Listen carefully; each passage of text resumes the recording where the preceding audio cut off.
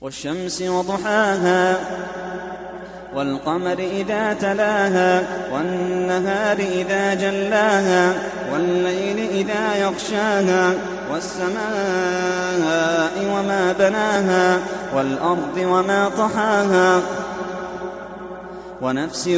وما سواها فألهمها فجورها وتقواها قد أفلح من زكاها وقد خاب من دساها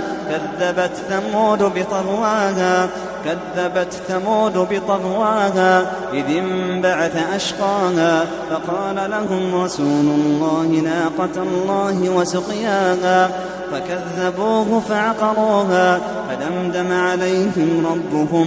بذنبهم فسواها ولا يخاف عقباها.